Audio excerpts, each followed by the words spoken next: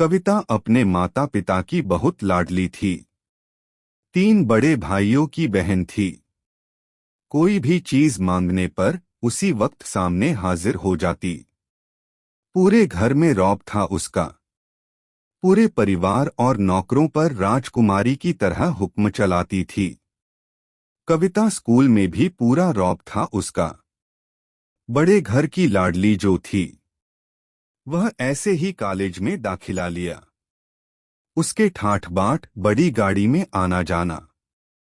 हर दिन नया फैशन देखकर हर कोई उससे दोस्ती करना चाहता था। थोड़े ही दिनों में उसके बहुत से दोस्त बन गए। पूरे कॉलेज में उसकी एक अलग ही पहचान थी।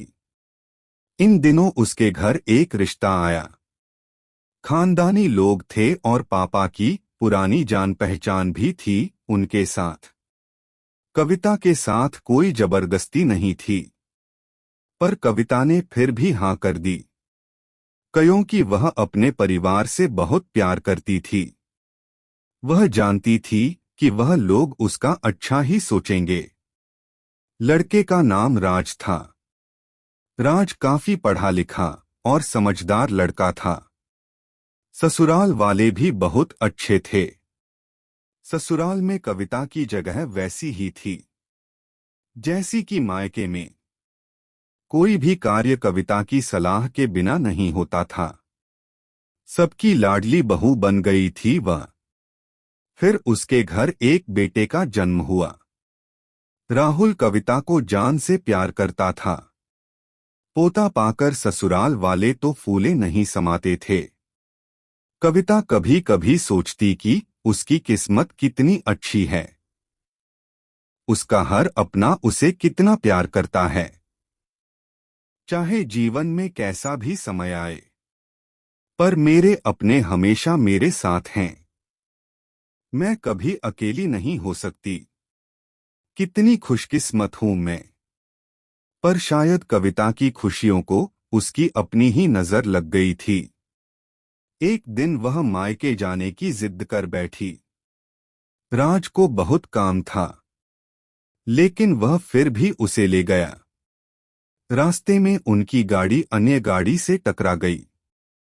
कविता, राज और राहुल बहुत बुरी तरह से जख्मी हो गए।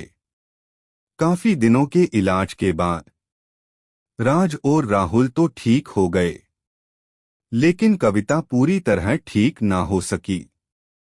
सर पर चोट लगने के कारण वह अपनी आंखों की रोशनी खो बैठी। अब कविता की किस्मत जैसे उल्टे पांव चलने लगी। मायके वाले कुछ दिनों तक उसे मिलने आते रहे। फिर कभी कभार फोन ही करके पूछ लेते कि अब कैसी हो। धीरे धीरे ये सिलसिला भी कम हो गया। ससुराल वालों की सहानुभूति भी कम होने लगी। घर में किसी को पास बैठने के लिए कहती तो जवाब मिलता बहुत काम है। अब तुम भी हाथ नहीं बंटा सकती। राज भी चिड़चिड़ा हो गया था। बस राहुल ही था उसके साथ, जिसके साथ हंसते खेलते उसका वक्त गुजरता था। एक दिन कविता के हाथ से कुछ सामान गिर गया, जिसकी वजह से राहुल को हल्की सी चोट लग गई।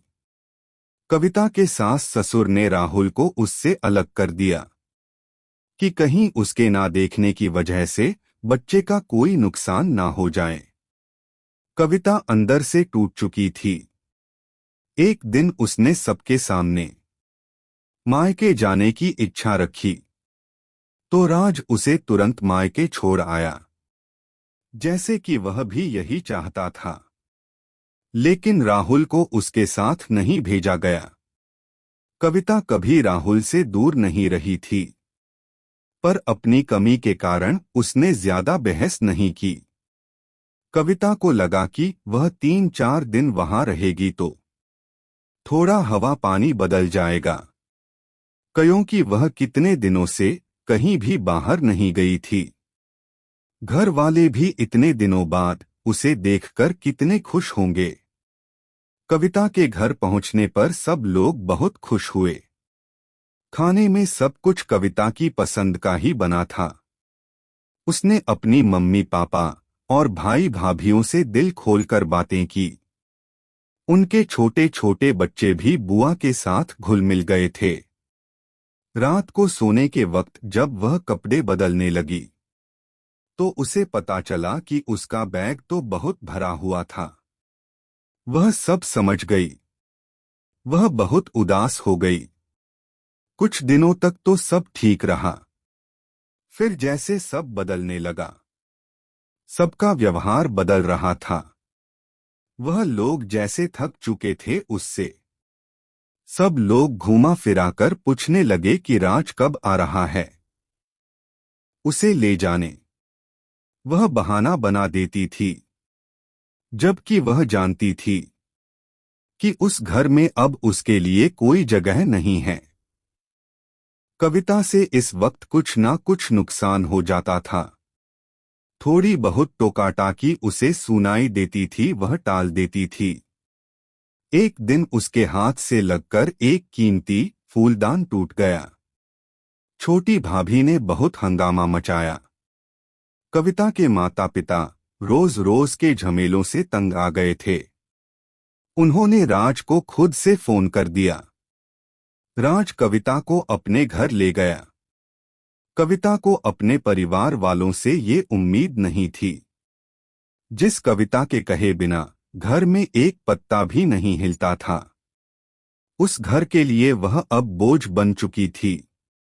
राज के साथ ससुराल आते वक्त वह बहुत खुश थी, क्योंकि वह अपने घर जा रही थी, अपने जिगर के टुकड़े राहुल के पास। परंतु यह खुशी भी कुछ पल की ही थी। सारा बंदोबस्त पहले ही किया हुआ था। कविता को सीधे ऊपर वाले कमरे में पहुंचा दिया गया। राहुल से दूर रहने की सख्त चेतावनी दी गई। एक कामवाली लता को उसकी जिम्मेदारी सौंपी गई, जो उसके खाने पहनने जैसी जरूरतों का ध्यान रखती थी। कविता ज्यादातर चुप ही रहती थी।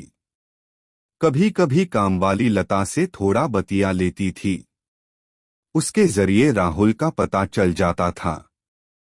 सबकी लाडली बेटी और बहू सबके लिए लाडली से बोझ बन चुकी थी।